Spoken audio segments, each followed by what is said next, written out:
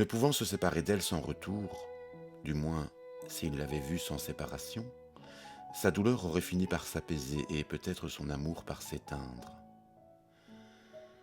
Et du moment qu'elle ne voulait pas quitter Paris à jamais, il eût souhaité qu'elle ne le quittât jamais. Du moins comme il savait que la seule grande absence qu'elle faisait était tous les ans celle d'août et septembre, il avait le loisir plusieurs mois d'avance d'en dissoudre l'idée amère dans tout le temps à venir, qu'il portait en lui par anticipation et qui, composé des jours homogènes aux jours actuels, circulait transparent et froid en son esprit, où il entretenait la tristesse, mais sans lui causer de trop vives souffrances. Mais cet avenir intérieur, ce fleuve, incolore et libre, voici qu'une seule parole d'Odette venait l'atteindre jusqu'en Swann et, comme un morceau de glace, l'immobilisait, durcissait sa fluidité, le faisait geler tout entier. Et Swann s'était senti soudain rempli d'une masse énorme et infrangible qui pesait sur les parois intérieures de son être, jusqu'à le faire éclater.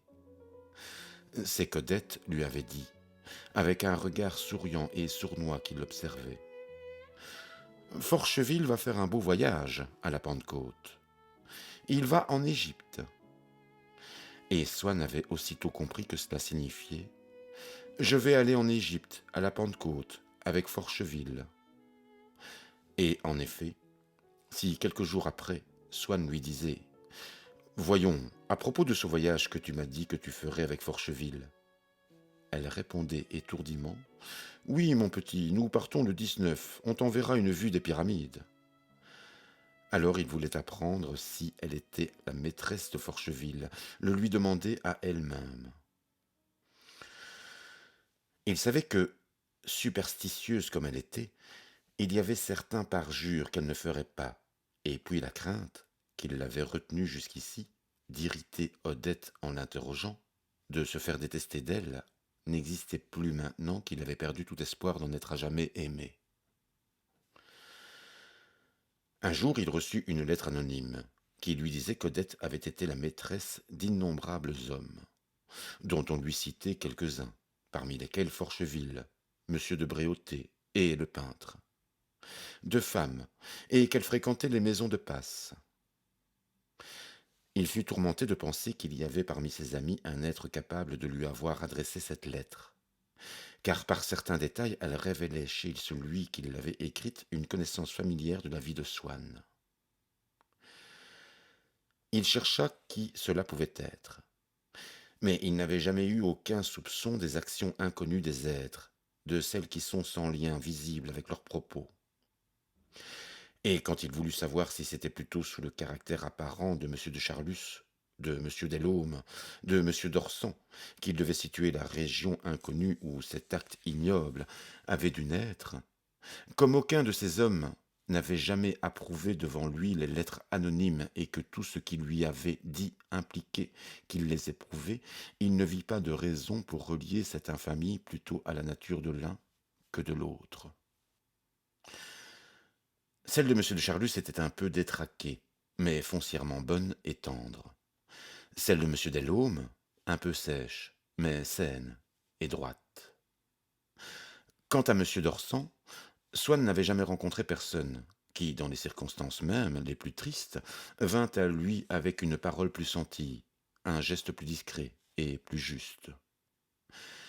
C'était au point qu'il ne pouvait comprendre le rôle peu délicat qu'on prêtait à M. d'Orsan dans la liaison qu'il avait avec une femme riche, et que chaque fois que Swann pensait à lui, il était obligé de laisser de côté cette mauvaise réputation inconciliable avec tant de témoignages certains de délicatesse.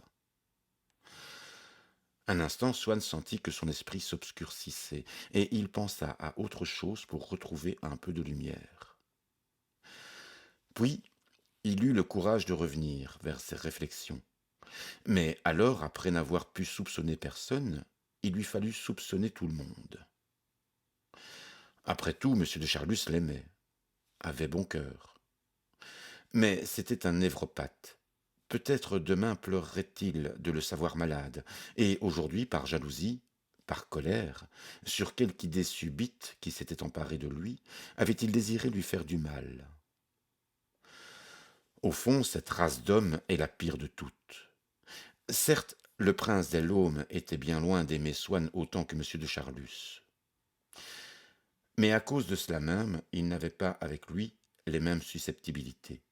Et puis c'était une nature froide, sans doute, mais aussi incapable de vilainie que de grandes actions. Swann se repentait de ne s'être pas attaché dans la vie qu'à de tels êtres.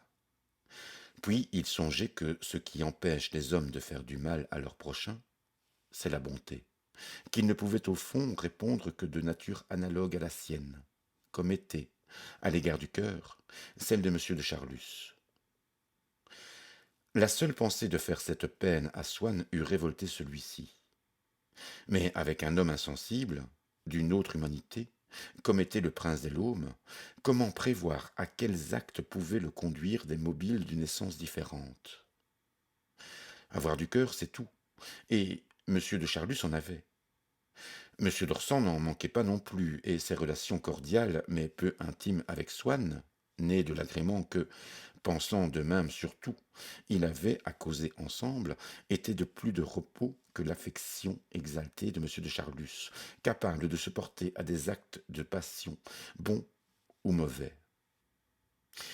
S'il y avait quelqu'un par qui Swann s'était toujours senti compris et délicatement aimé, c'était par M. d'Orsan. Oui, mais cette vie peu honorable qu'il menait, Swann regrettait de n'en avoir pas tenu compte, d'avoir souvent avoué en plaisantant qu'il n'avait jamais éprouvé si vivement des sentiments de sympathie et d'estime que dans la société d'une canaille. Ce n'est pas pour rien, se disait-il maintenant, que depuis que les hommes jugent leur prochain, c'est sur ses actes. Il n'y a que cela qui signifie quelque chose, et nullement ce que nous disons, ce que nous pensons. Charlus et des Laumes peuvent avoir tel ou tel défaut. Ce sont d'honnêtes gens. Orsan n'en a peut-être pas, mais ce n'est pas un honnête homme. Il a pu mal agir une fois de plus. Puis Swann soupçonna Rémy qui, il est vrai, n'aurait pu qu'inspirer la lettre, mais cette piste lui parut un instant la bonne. D'abord, Loredan avait des raisons d'en vouloir à Odette. Et puis, comment ne pas supposer que nos domestiques, vivant dans une situation inférieure à la nôtre, ajoutant à notre fortune et à nos défauts des richesses et des vices imaginaires pour lesquels ils nous envient et nous méprisent, se trouveront fatalement amenés à agir autrement que des gens de notre monde. Il soupçonna aussi mon grand-père. Chaque fois que Swann lui avait demandé un service, ne lui avait-il pas toujours refusé? Puis, avec ses idées bourgeoises, il avait pu croire agir pour le bien de Swann. Celui-ci soupçonna encore Bergotte, le peintre, les Verdurin, admira une fois de plus au passage la sagesse des gens du monde de ne pas vouloir frayer avec ces milieux artistes où de telles choses sont possibles, peut-être même avouées sous le nom de bonne farce. Mais il se rappelait des traits de droiture de ces bohèmes et les rapprocha de la vie d'expédient, presque d'escroquerie, où le manque d'argent, le besoin de luxe, la corruption des plaisirs conduisent souvent l'aristocratie. Bref, cette lettre anonyme prouvait qu'il connaissait un être capable de scélératesse, mais il ne voyait pas plus de raison pour que cette scélératesse fût cachée dans le tuf, inexplorée d'autrui, du caractère de l'homme tendre que de l'homme froid, de l'artiste que du bourgeois, du grand seigneur que du valet. Quel critérium adopter pour juger les hommes? Au fond, il n'y avait pas une seule des personnes qu'il connaissait qui ne pût être capable d'une infamie. Fallait-il cesser de les voir toutes? Son esprit se voila. Il passa 2 ou 3 fois ses mains sur son front, essuya les vers de son lorgnon avec son mouchoir, et, songeant qu'après tout, des gens qui le valaient fréquentaient M. de Charlus, le prince des Laumes, et les autres, il se dit que cela signifiait, sinon qu'ils fussent incapables d'infamie, du moins que c'est une nécessité de la vie à laquelle chacun se soumet, de fréquenter des gens qui n'en sont peut-être pas incapables. Et il continua à serrer la main à tous ses amis qu'il avait soupçonnés, avec cette réserve de pur style qu'ils avaient peut-être cherché à le désespérer. Quant au fond même de la lettre, il ne s'en inquiéta pas, car pas une des accusations formulées contre Odette n'avait l'ombre de vraisemblance. Swann, comme beaucoup de gens, avait l'esprit paresseux et manquait d'invention. Il savait bien, comme une vérité générale, que la vie des êtres est pleine de contrastes. Même pour chaque être en particulier, il imaginait toute la partie de sa vie qu'il ne connaissait pas comme identique à la partie qu'il connaissait. Il imaginait ce qu'on lui taisait, à l'aide de ce qu'on lui disait. Dans les moments où Odette était auprès de lui, s'ils parlaient ensemble d'une action indélicate, commise d'un sentiment indélicat éprouvé par un autre, elle les flétrissait en vertu des mêmes principes que Swann avait toujours entendu professer par ses parents et auxquels il était resté fidèle. Et puis, elle arrangeait ses fleurs, elle buvait une tasse de thé, elle s'inquiétait des travaux de Swann. Donc Swann étendait ses habitudes au reste de la vie d'Odette. Il répétait ses gestes quand il voulait se représenter les moments où elle était loin de lui. Si on la lui avait dépeinte telle qu'elle était, ou plutôt qu'elle avait été si longtemps avec lui, mais auprès d'un autre homme, il eût souffert, car cette image lui eût paru vraisemblable. Mais qu'elle allât chez des maquerelles, se livrât à des orgies avec des femmes, qu'elle menât la vie crapuleuse de créatures abjectes, quelle divagation insensée, à la réalisation de laquelle, Dieu merci, les chrysanthèmes imaginés, les thés successifs, les indignations vertueuses ne laissaient aucune place. Seulement, de temps à autre, il laissait entendre à Odette que, par méchanceté, on lui racontait tout ce qu'elle faisait, et, se servant, à propos, d'un détail insignifiant mais vrai, qu'il avait appris par hasard, comme s'il était le seul petit bout qui laissât penser malgré lui, entre tant d'autres, d'une reconstitution complète de la vie d'Odette qu'il tenait cachée en lui, il l'amenait à supposer qu'il était renseigné sur des choses qu'en réalité il ne savait ni même ne soupçonnait, car si bien souvent il adjurait Odette de ne pas altérer la vérité. C'était seulement qu'il s'en rendit compte ou non pour qu'Odette lui dît tout ce qu'elle faisait. Sans doute, comme il le disait à Odette, il aimait la sincérité, mais il l'aimait comme une proxénète pouvant le tenir au courant de la vie de sa maîtresse. Aussi son amour de la sincérité, n'étant pas désintéressé, ne l'avait pas rendu meilleur. La vérité qu'il chérissait, c'était celle que lui dirait Odette. Mais lui-même, pour obtenir cette vérité, ne craignait pas de recourir au mensonge. Le mensonge qu'il ne cessait de peindre à Odette, comme conduisant à la dégradation toute créature humaine. En somme, il mentait autant qu'Odette parce que, plus malheureux qu'elle, il n'était pas moins égoïste. Et elle, entendant Swann lui raconter ainsi à elle-même des choses qu'elle avait faites, le regardait d'un air méfiant, et, à toute aventure, fâchée, pour ne pas avoir l'air de s'humilier et de rougir de ses actes. Un jour, étant dans la période de calme la plus longue qu'il eût encore pu traverser sans être repris d'accès de jalousie, il avait accepté d'aller le soir au théâtre avec la princesse des Laumes. Ayant ouvert le journal, pour chercher ce qu'on jouait, la vue du titre, Les filles de marbre de Théodore Barrière, le frappa si cruellement qu'il eut un mouvement de recul et détourna la tête. Éclairé comme par la lumière de la rampe, à la place nouvelle où il figurait, ce mot de marbre, qu'il avait perdu la faculté de distinguer tant il avait l'habitude de l'avoir souvent sous les yeux, lui était soudain redevenu visible, et l'avait aussitôt fait souvenir de cette histoire qu'Odette lui avait racontée autrefois, d'une visite qu'elle avait faite au salon du palais de l'Industrie avec madame Verdurin, et où celle-ci lui avait dit « Prends garde, je saurai bien te dégeler, tu n'es pas de marbre. » Odette lui avait affirmé que ce n'était qu'une plaisanterie, et il n'y avait attaché aucune importance. Mais il avait alors plus confiance en elle qu'aujourd'hui. Et justement, la lettre anonyme parlait d'amour de ce genre. Sans oser lever les yeux vers le journal, il le déplia, tourna une feuille pour ne plus voir ce mot, les filles de marbre, et commença à lire machinalement les nouvelles des départements. Il y avait eu une tempête dans la Manche. On signalait des dégâts à Dieppe, à Cabourg, à Beuzval. Aussitôt, il fit un nouveau mouvement en arrière. Le nom de Beuzval l'avait fait penser à celui d'une autre localité de cette région, Beuzeville, qui porte uni à celui-là par un trait d'union un autre nom, celui de Bréauté, qu'il avait vu souvent sur les cartes, mais dont pour la première fois il remarquait que c'était le même que celui de son ami de Bréauté, dont la lettre anonyme disait qu'il avait été l'amant d'Odette.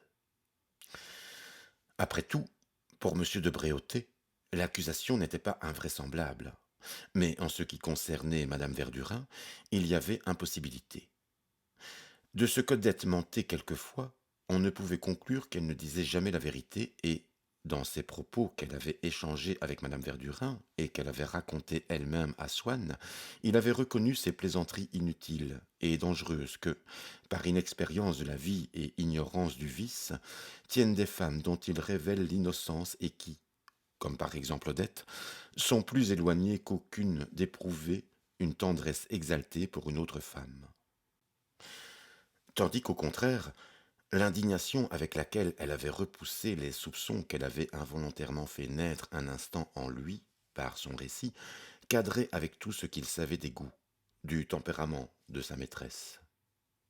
Mais à ce moment, par une de ces inspirations de jaloux, analogue à celle qui apporte au poète ou au savant, qui n'a encore qu'une rime ou qu'une observation, l'idée ou la loi qui leur donnera toute leur puissance, Swann se rappela pour la première fois une phrase qu'Odette lui avait dite il y avait déjà 2 ans.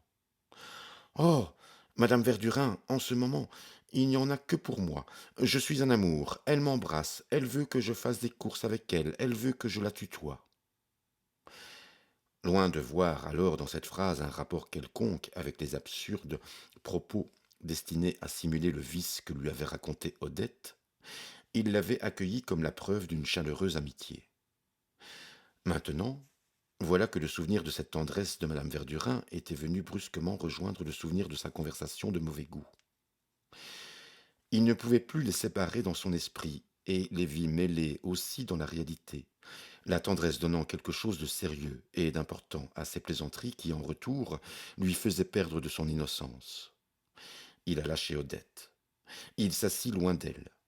Il n'osait l'embrasser, ne sachant si en elle, si en lui, c'était l'affection ou la colère qu'un baiser réveillerait. Il se taisait. Il regardait mourir leur amour.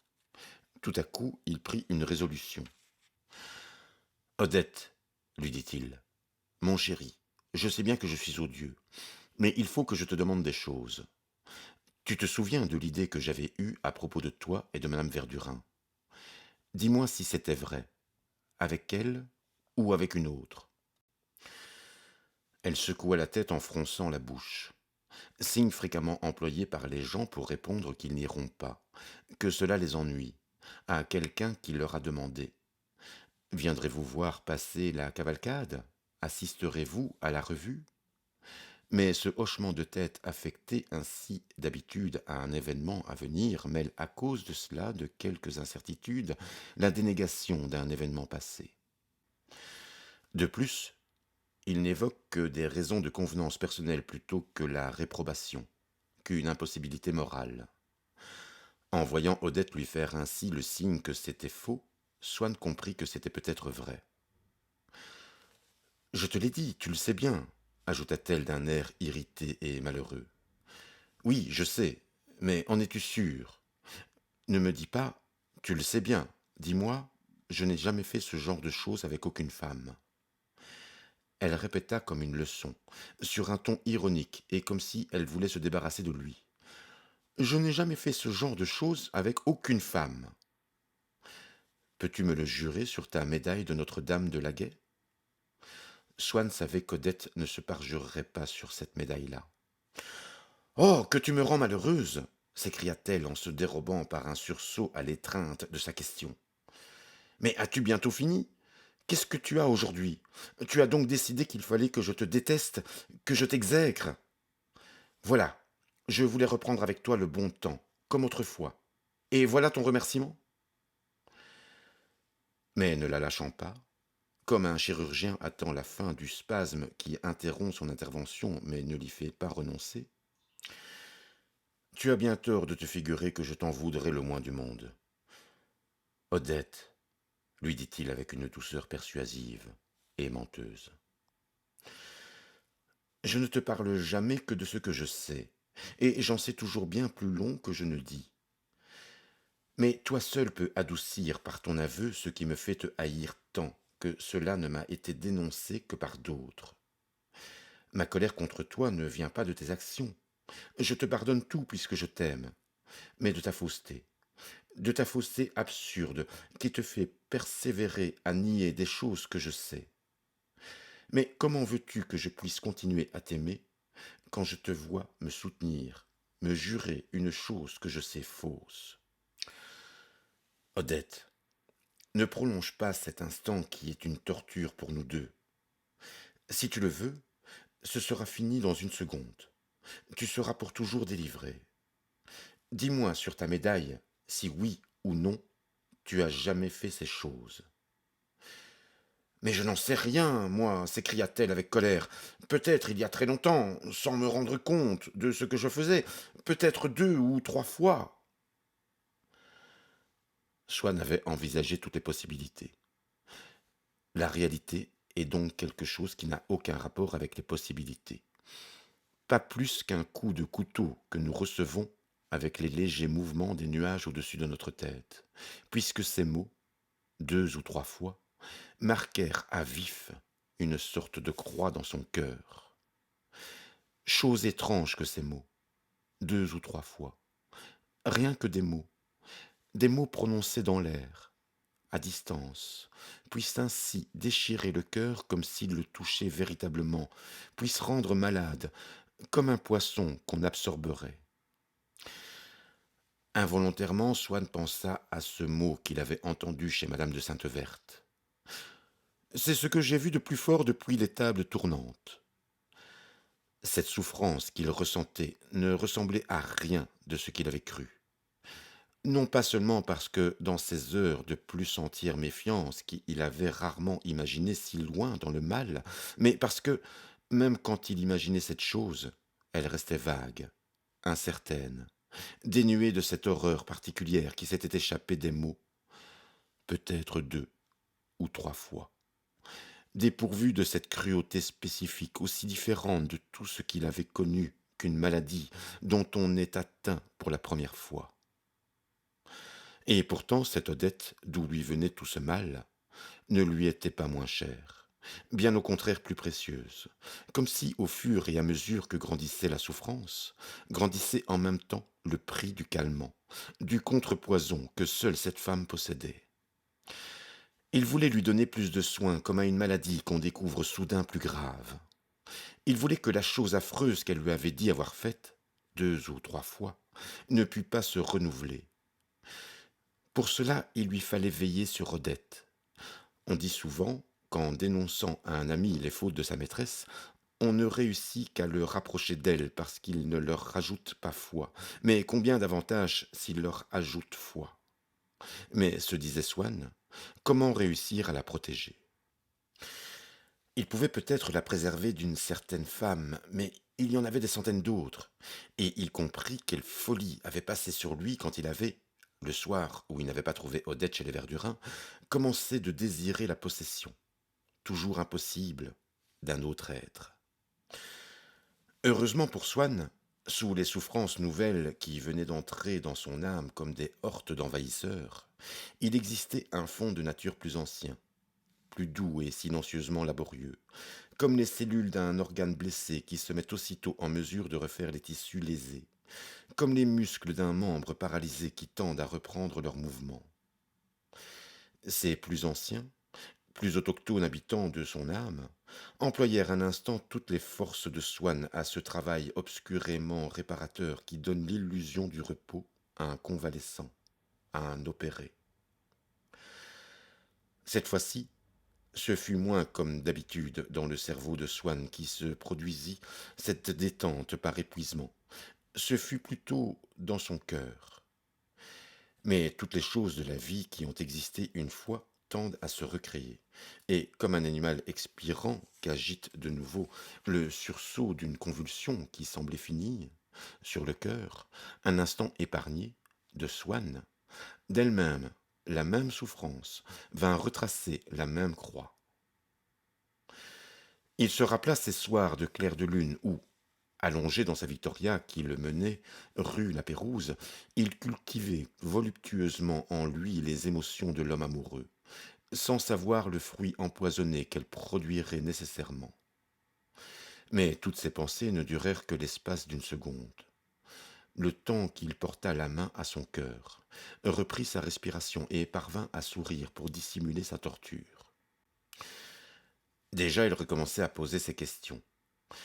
Car sa jalousie, qui avait pris une peine qu'un ennemi ne se serait pas donnée pour arriver à lui faire asséner ce coup, à lui faire la connaissance de la douleur la plus cruelle qu'il eût encore jamais connue, sa jalousie ne trouvait pas qu'il eût assez souffert, et cherchait à lui faire recevoir une blessure plus profonde encore. Telle, comme une divinité méchante, sa jalousie inspirait Swann et le poussait à sa perte. Ce ne fut pas sa faute, mais celle d'Odette seulement, si d'abord son supplice ne s'aggrava pas. Ma chérie, lui dit-il, c'est fini. Était-ce avec une personne que je connais? Mais non, je te jure. D'ailleurs, je crois que j'ai exagéré, que je n'ai pas été jusque-là. Il sourit et reprit. Que veux-tu? Cela ne fait rien, mais c'est malheureux que tu ne puisses pas me dire le nom. De pouvoir me représenter la personne, cela m'empêcherait de plus jamais y penser.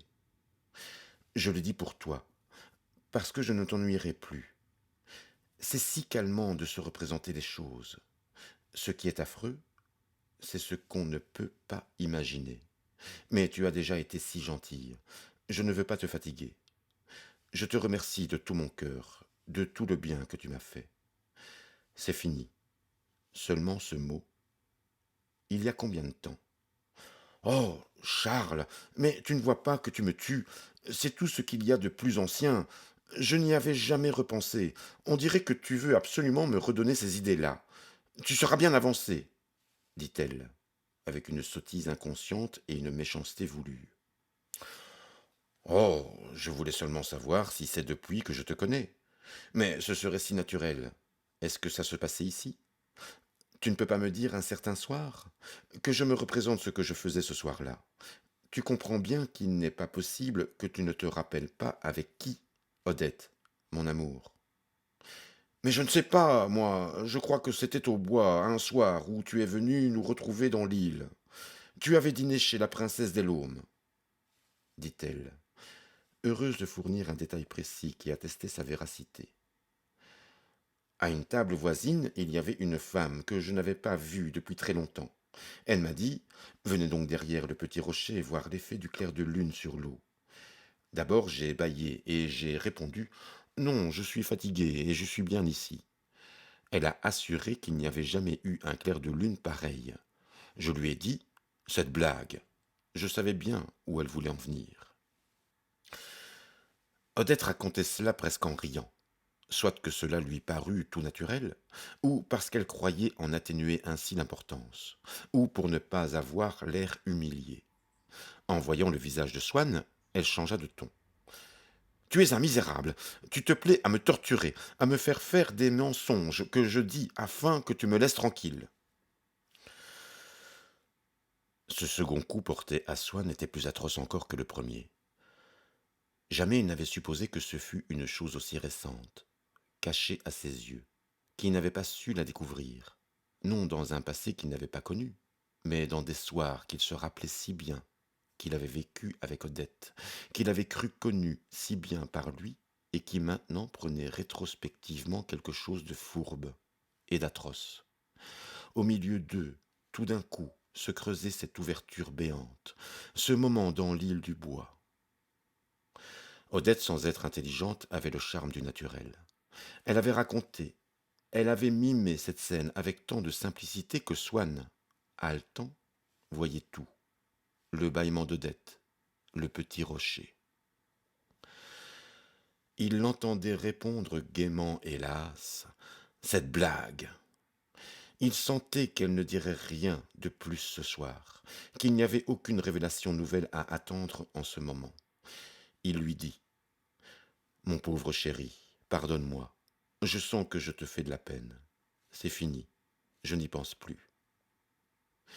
Mais elle vit que ses yeux restaient fixés sur les choses qu'il ne savait pas et sur ce passé de leur amour, monotone et doux dans sa mémoire parce qu'il était vague, et que déchirait maintenant, comme une blessure, cette minute dans l'île du bois, au clair de lune, après le dîner chez la princesse des Laumes.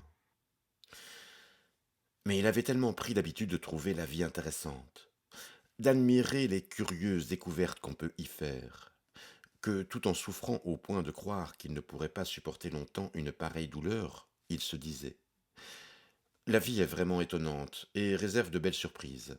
En somme, le vice est quelque chose de plus répandu qu'on ne croit.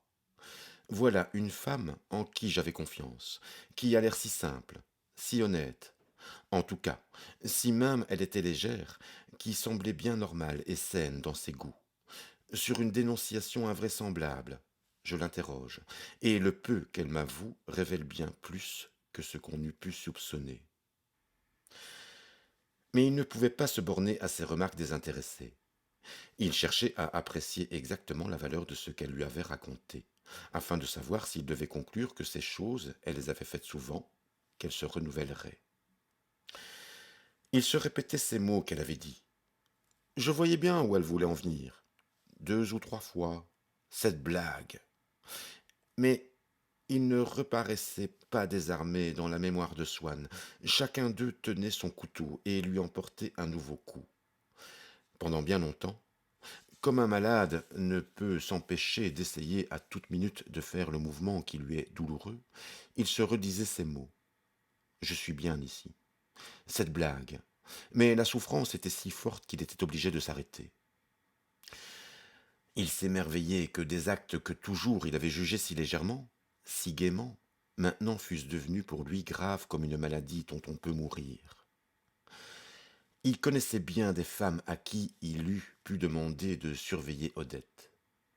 Mais comment espérer qu'elle se placerait au même point de vue que lui et ne resterait pas à celui qui avait été si longtemps le sien, qui avait toujours guidé sa vie voluptueuse, ne lui dirait pas en riant: Vilain jaloux qui veut priver les autres d'un plaisir? Par quelle trappe soudainement abaissée, lui qui n'avait eu autrefois que son amour pour Odette que des plaisirs délicats, avait-il été brusquement précipité dans ce nouveau cercle de l'enfer d'où il n'apercevait pas comment il pourrait jamais sortir? Pauvre Odette, il ne lui en voulait pas.